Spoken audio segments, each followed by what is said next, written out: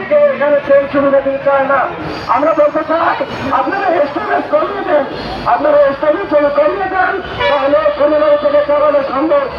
আপনারা যে স্পিডে কথা থেকে স্পিডে আসতে হয়ে গেছে, সর্বোপরি কথা হচ্ছে আমরা এখন আমরা দেশটা মহোদয়ের কাছে যাবো আর কি। এই জন্য আমি বিনীতভাবে অনুরোধ করবো যে যারা বক্তব্য দেবেন একটু সব সময় 2 থেকে 3 মিনিট।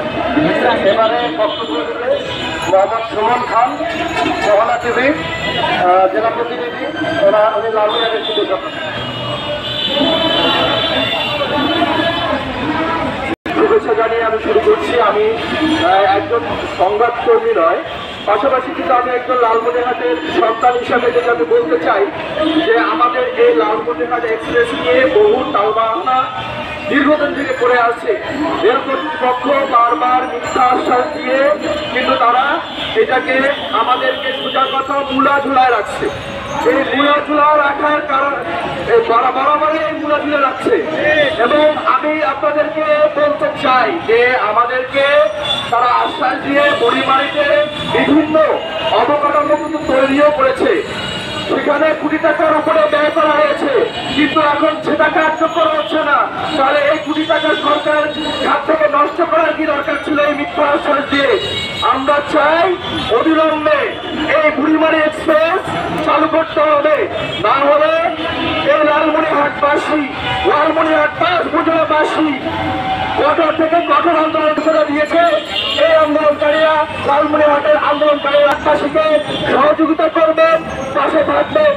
এবং সেই সাথে আরো একটু বলতে চাই যে লালমনিরহাটে যে বুড়িমারি এক্সপ্রেস যখন আন্দোলন হয় তখন কিন্তু মিথ্যা আশ্বাস দেয় বিভিন্ন দপ্তর থেকে, যখন আন্দোলন তুলে দেওয়া হয় তখন কিন্তু তারা আবার সিটে এসে ঘুমায়।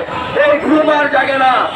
আমরা চাই যে লালমনিরহাটবাসী যে অবিলম্বে এই বুড়িমারি এক্সপ্রেস চালু করে আমাদেরকে উদ্ধার করবেন। ধন্যবাদ সকলকে।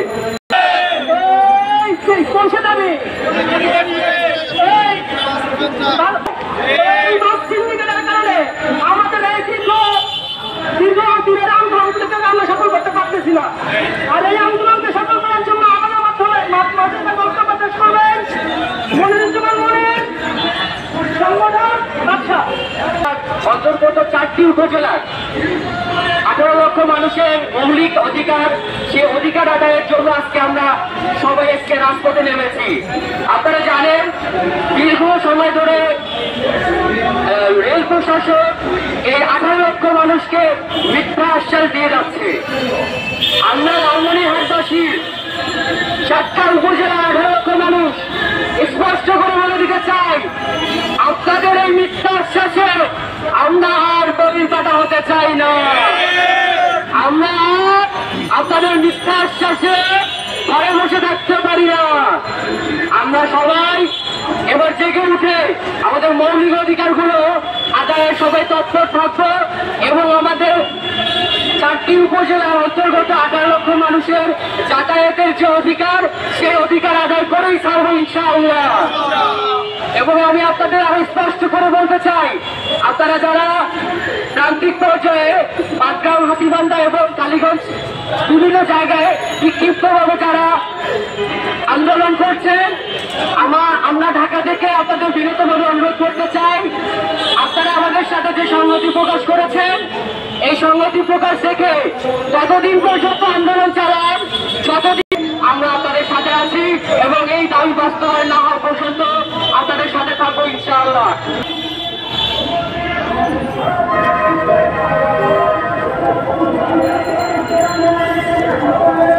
এবারে আমাদের আন্দোলনকে সংহতি দেওয়ার জন্য বাংলাদেশ কংগ্রেসের সভাপতি সেরেন্দ্র বাচ্চু ভাই আমাদের এই আন্দোলনকে সংহতি পেশ করতেছেন।